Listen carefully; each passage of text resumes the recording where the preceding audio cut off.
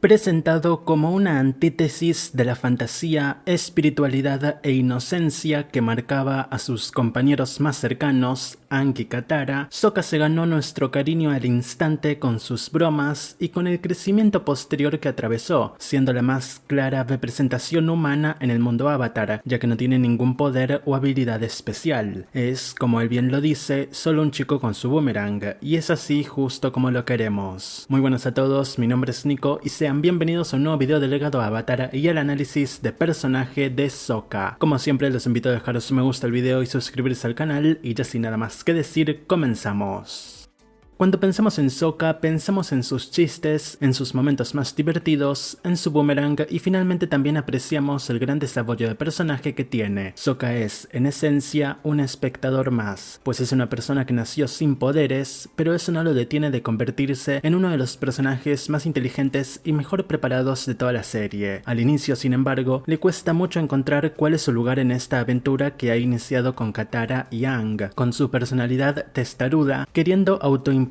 como el líder por ser el mayor y porque en el equipo solo hay, aparte de él, una chica demasiado emocional y un niño tonto. Esto hace que el ego de Sokka crezca mucho, pero no es que Sokka tenga la intención de ser líder y que los demás le sigan como simples koalas ovejas a su pastor. Si bien al principio hace parecer que no le gusta todo el tema del agua control, a lo cual él considera una magia vara y antinatural, nunca presenta ningún tipo de oposición a que su hermana Katara se convierta en una maestra agua. Él sabe que su hermana quiere pelear y ser útil y él no va a impedírselo, quizá porque no podría, ya que como bien sabemos Katara es tan testaruda como él, pero también porque no quiere limitarla. Él sabía al inicio de la serie los limitados que estaban en esa pequeña y desolada tribu. Él sabía que podían apuntar a algo más en sus vidas, pero estaba negado a salir al mundo por lo que todos ya sabemos bien. Allá afuera era muy peligroso y él había recibido la orden de su padre de quedarse en casa y cuidar de su hermana. Es ahí donde nos encontramos uno de los elementos más fuertes en el núcleo de personaje de Sokka. Cuando su padre lo deja atrás, Sokka comienza a darse cuenta de que puede ser que acaba de perder a su padre para siempre. Por más que exista la esperanza de que este pueda regresar luego, él no sabe si eso llegará a pasar, por lo que comienza a actuar como si su padre, Hakoda, ya no fuera a estar nunca, por lo que él tiene que tomar su lugar, que es lo que Katara hizo cuando su madre murió, tomar el lugar de su madre. Esto es lo que genera tantos conflictos entre ellos. Una actúa como la madre y uno actúa como el padre, cuando en realidad son hermanos y, más importante aún, son niños. Son personas muy jóvenes que tuvieron que tomar estos papeles totalmente diferentes a los que debían de ocupar. A lo largo del libro 1 vemos cómo Sokka intenta en varias ocasiones ser la figura paterna del equipo, pero aquí nos encontramos una disyuntiva muy grande, y es que Sokka en realidad no tiene ni idea de lo que es ser un padre, no solo porque él sea muy joven aún, sino porque su propio padre nunca fue realmente un padre para él. Con esto no digo que Hakoda haya sido un mal padre, pero pensémoslo así. Cuando Sokka tenía apenas 12 años, vio como su padre lo dejaba para irse a pelear en la guerra. Antes de eso, Hakoda ya era un guerrero, ya que su tribu era constantemente atacada por la Nación del Fuego, por lo que Sokka y también Katara, pero especialmente Sokka, creció viendo a su padre peleando, estando muy alerta del próximo ataque y con el miedo de que en algún momento, tras cualquiera de esos ataques, no sobreviva. Esa no es forma de crecer, por lo que la infancia de Sokka no fue como debió ser, y eso significa que no tuvo el mejor ejemplo de paternidad que debió tener. Es por eso que luego, con Aang y Katara, no solo no presenta problema alguno en que estos se entrenen y se fortalezcan, sino que dirige lo que significa ser un líder de su concepto original, que es inspirar a otros, a simplemente mandar, creyendo que como él es el mayor, solo con él, como él ve las cosas, lograrán sobrevivir. Ese es el mismo pensamiento que tenía Jet, y es en el episodio de este último donde, cuando tenemos este paralelo entre los dos personajes, la mentalidad de Sokka cambia mucho con respecto a lo que significa liderar. Liderar no significa dar una orden porque es lo que tú crees que será lo mejor. Liderar significa confiar que tu equipo, al verte presentar una estrategia lógica y justa, te seguirán, y si acaso otro personaje tiene una mejor estrategia, se lo seguirá a él, que es lo que pasa en el final de la serie cuando el líder pasa a ser Zuko, pues Zuko es el que tiene mejor conocimiento para encontrar a Aang y luego a su tío Iroh. Eso no significa que Sokka deje de ser un líder, solo no es el líder del equipo en ese momento, pero luego en los cómics lo vemos retomar el papel de líder e incluso vemos cómo ya comparte el liderato con Aang, lo cual obvio demuestra el crecimiento conocimiento en el personaje de Aang, en el que no nos meteremos hoy. Volviendo a Sokka y ya para ir terminando este primer segmento, la mentalidad de Sokka se divide en dos. Por un lado, ser un líder, lo anteriormente tratado, y por otro lado, ser un estratega, que es de lo que toca hablar ahora. A lo largo de la serie vamos viendo cómo Sokka incrementa todo el tiempo su conocimiento. En el libro 1 es a través de la obligación. Al Sokka del libro 1 no le interesa aprender nada. Él solo quiere golpear a algunos soldados fuego en el camino al Polo Norte, pero con experiencias como pasar todo un día en el mundo de los espíritus o su propia enemistad con Jet, Sokka aprende lo que significa crear un plan de antemano para lo que va a suceder y entiende la importancia de que tu equipo, como dije antes, confíe en ti para ello, por lo que Sokka se da cuenta de que tiene que mejorarse a sí mismo si quiere, con el paso del tiempo y tras ganar más experiencias, que el equipo mejore. En el libro 2, Sokka pasa a incrementar su conocimiento mediante la iniciativa. Él mismo busca descubrir cosas, como bien lo vimos en el episodio de la biblioteca, o más tarde con todo lo que él y el resto del grupo viven en Ba Sing Se. Aquí es donde Sokka, en mitad de su mejora gradual en estrategia, es echado atrás y tiene la oportunidad de pasar unas horas de vuelta con su padre, quien es un guerrero, y tiene la chance de pelear junto a este contra la Nación del Fuego, algo que siempre quiso desde pequeño. Sin embargo, este Sokka ya no es solamente un guerrero, obviamente quiere y tiene que pelear, pero Sokka ha estado mejorando tanto su nivel estratégico que se da cuenta de que cuando Aang llega de pronto y luce totalmente consternado, debe priorizar eso, perdiéndose su tan soñada chance de pelear junto a su padre, pero entendiendo que se lo necesita en otra parte. En el libro 3, finalmente tenemos un Sokka que ya se ha enfrentado a muchos desafíos mentales y emocionales, estos últimos que trataré más a fondo en el próximo segmento. No es que me he olvidado de Suki y Yue, aclaro, pero ahora Sokka tiene una mejora más que hacer, su capacidad física. Sí, Sokka es bueno peleando al estilo del sur, pero Sokka se da cuenta de que si quiere estar medianamente al mismo nivel que sus compañeros, que son maestros de la mayor excelencia en sus respectivos elementos, necesita aprender de distintos lugares y de distintas formas para mejorarse a sí mismo, que es lo que Iroh le explica a Zuko en el episodio del trabajo duro. Es así como Sokka termina aprendiendo el arte de la espada, y sí, evitaremos la parte en la que se vuelve un gran espadachín en cuestión de unos días, pero bueno, si sus compañeros se vuelven grandes maestros también en cuestión de unos días, ¿por qué él no? Igual esta crítica siempre es soltada como si Sokka hubiera vencido a Piandao en el duelo que tienen, cosa que no, pero bueno. Después de esto tenemos el mayor ejemplo para simbolizar el gran crecimiento de Sokka, de un despectivo y desconfiado chico del Polo Sur a todo un guerrero que lideró a las fuerzas de invasión en el Día del Sol Negro. Lo mejor de este Sokka, sin dudas, es que incluso tras haber organizado la invasión y luego descubrir que incluso tuvo la idea de los submarinos, él aún duda de sí mismo porque no fue capaz de hablar bien en público. Aquí es donde Aang le dice, como todos bien recordaremos, que su momento de la verdad será en el campo de batalla, no en un escenario dando un discurso, y finalmente eso es lo que termina sucediendo. Sokka reemplaza a su padre como el líder de la invasión ante las heridas que este sufre por justamente ser tan solo un guerrero que se lanza al ataque sin pensar del todo bien una estrategia. El problema de este par de episodios es que si bien Sokka es un estratega muy bueno y un gran líder, la historia lo enfrenta a la mejor estratega de toda la serie, la princesa Azula, y Azula, una de las villanas más fuertes de la serie y de la franquicia, juega con Sokka al explotar su punto más débil, sus emociones. Pero para tratar esto, podemos pasar ahora sí a la siguiente sección.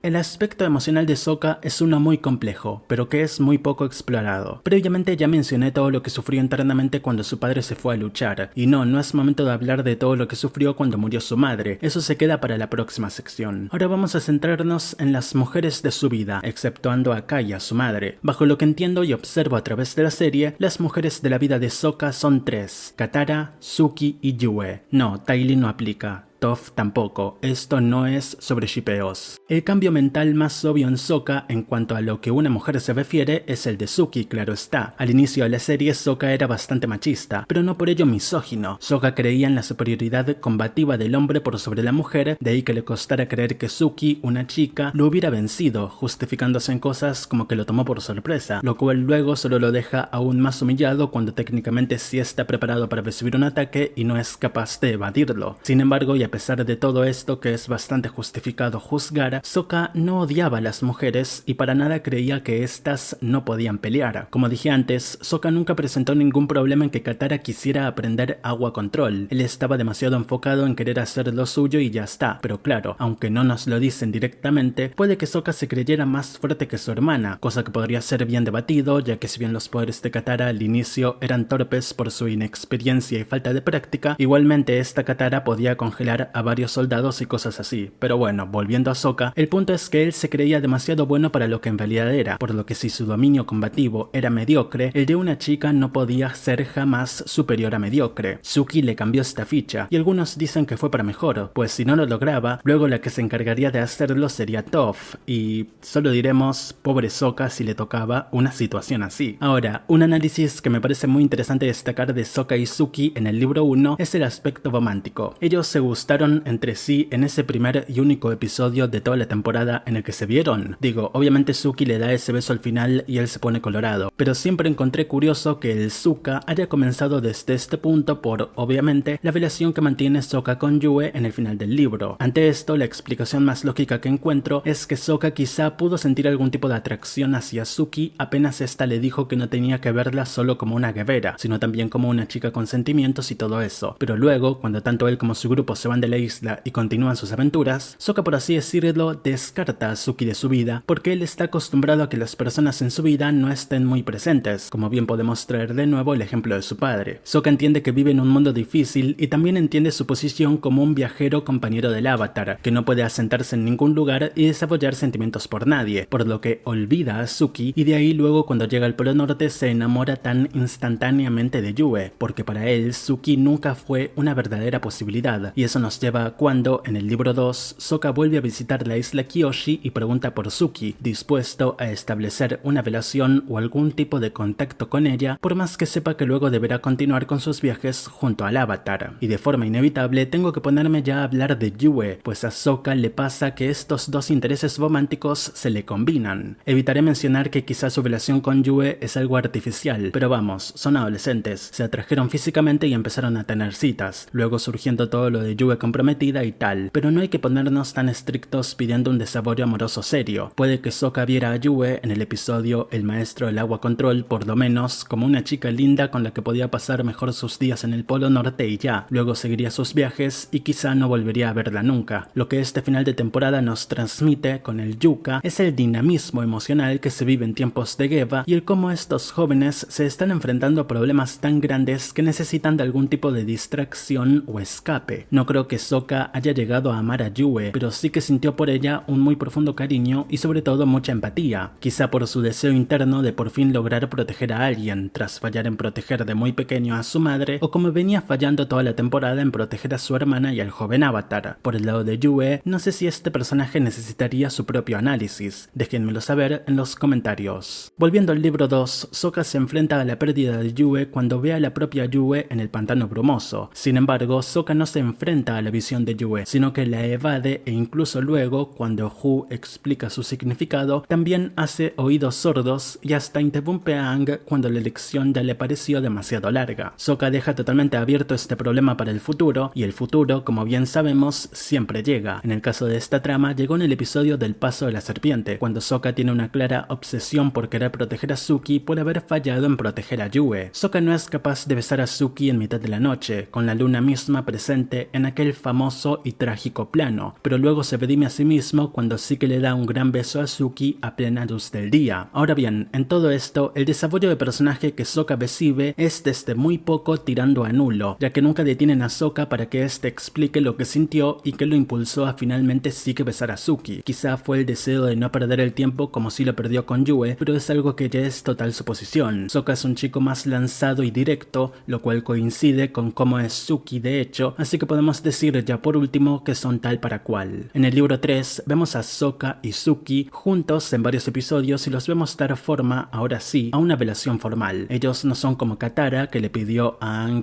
tiempo para procesarlo todo pues estaban en medio de una guerra. Ellos son mayores, así que eran conscientes de que en cualquier momento alguno de los dos o ninguno podría no volver de la batalla, así que dejémoslo en que aprovechaban el tiempo, ¿sí? Y agrego, esperemos esa noche Toph tuviera bien alzados los pies del suelo. Y ya habiendo hablado de Suki y Yue, podemos pasar a otra de las grandes mujeres en la vida de Sokka, que no es otra que su hermana, Katara, y obviamente tengo que ir al episodio de la fugitiva, pues ahí tenemos una demostración absoluta de lo que significa esta hermandad, con Sokka diciendo afligido que no logra recordar la cara de su madre, pues cada que lo intenta, su mente forma en su lugar la la cara de Katara. Esto es muy triste si lo pensamos también en que Sokka es una versión masculina de Kaya, por lo que no reconoce a su madre ni siquiera al verse ante el espejo. Ok, ya paro que no quiero que nadie llore al ver este video. Pero bueno, la hermandad de Sokka y Katara sería algo imposible de contener en tan pocas palabras o incluso imágenes. Es una relación muy cambiante a lo largo de toda la serie, viendo momentos muy buenos, otros no tan buenos, algunos muy divertidos, otros no tanto. Tengo uno en específico a mencionar, pero está conectado al próximo punto, así que me lo guardo para entonces, siendo además el más polémico, así que esperen a escucharlo. Así que ahora mismo siento que el más adecuado para entender un poco por encima lo que Sokka y Katara eran como hermanos es hablar un poco de cómo son ellos en dos episodios, La Dama Pintada y El Maestro de Sokka. La Dama Pintada es, obviamente, un episodio centrado en Katara, análisis de personaje que llegará pronto al canal, por supuesto, pero Sokka, como su hermano, tiene una intervención muy interesante cuando se molesta con ella por haber destruido la fábrica. Si bien esta escena podrá parecer más dirigida a enaltecer el noble y desinteresado heroísmo de Katara, también podemos encontrar algo que veremos en el episodio siguiente, pero a la inversa, y es que por más desacuerdos que pueda haber entre estos dos hermanos, al final del día son justamente hermanos, por lo que a lo largo de toda la serie vemos cómo se apoyan mutuamente en las decisiones que toman. En el caso de la Dama Pintada, Sokka apoya a Katara en la defensa de aquel pueblo inocente, y en el caso de El Maestro de Sokka, Katara busca entender el malestar de Sokka por su claro nivel inferior a los demás, incluso animándolo un poco llevándolo de compras, lo cual de hecho me lleva a otro momento muy lindo de ellos en el libro 2, cuando tras perder Sokka su amado boomerang en el día del avatar, vemos cómo Katara lo contiene con un muy tierno abrazo, siendo un detalle tan sutil que ni siquiera tiene un primer plano. Y para hablar de quizá el momento más difícil de Sokka con Katara, tenemos ya que pasar a la próxima y última sección de este video.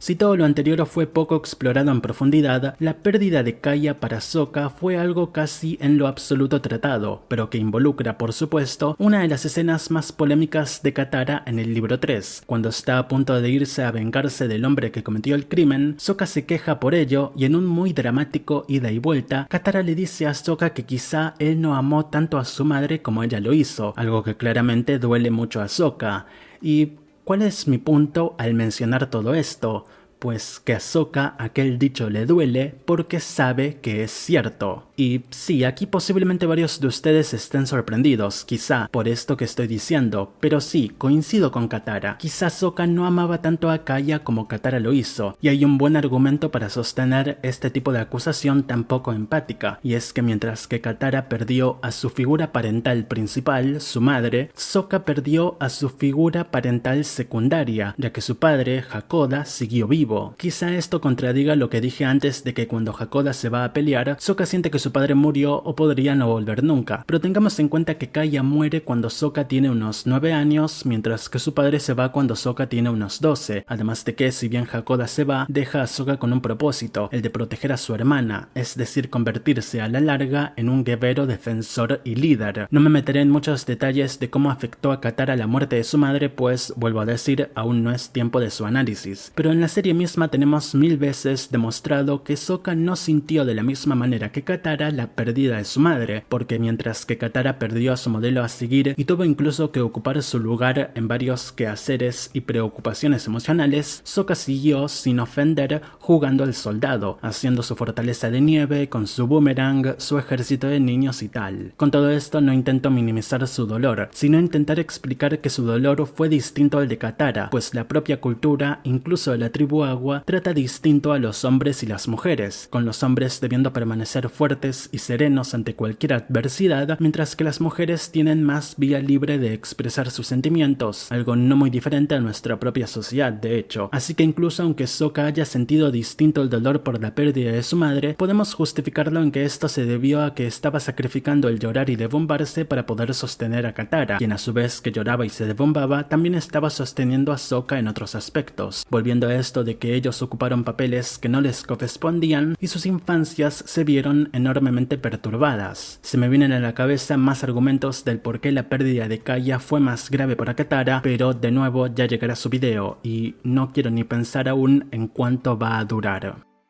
Sokka es un personaje clave dentro del mundo Avatar, algo que de hecho puedo decir para la gran mayoría de personajes de esta serie, de ahí que sea tan alabada por todos los que la ven. Sokka es uno de los pocos personajes que yo por lo menos conozco que es a su mismo tiempo el personaje más inteligente y el personaje más tonto, el más útil y a su vez el más inútil, el más serio a la hora de proteger a quienes ama y a su vez el más bufón, aportando al equipo Avatar no solo un liderazgo necesario y una estrategia sin igual, sino además un componente natural, carismático y divertido que, como vimos en el episodio El maestro de Sokka, a Aang, Toph y Katara les hacía mucha falta. Todo eso es lo que ahora me lleva a decir que es una lástima lo poco que sabemos, por ahora al menos, de su vida adulta. Si bien sabemos, claro que se dedicó a la política y demás, pero más allá de eso, es un personaje muy entrañable y que sin dudas se merece un protagonismo total en algún futuro proyecto de Avatar Studios. Ojalá se le dé. De momento me despido, pero como dije antes, no sé si quedó claro, pero se vienen los análisis de personaje de Katara, Aang, Zuko, Iroh, y bueno, quién sabe, quizá hasta por causa del live action tendremos otro análisis del Sokka de Ian Owsley en tan solo unas semanas, así que para estar listos para todo eso, los invito nuevamente a dejar su me gusta y a suscribirse al canal, pudiendo activar la campana de las notificaciones. Gracias y hasta la próxima.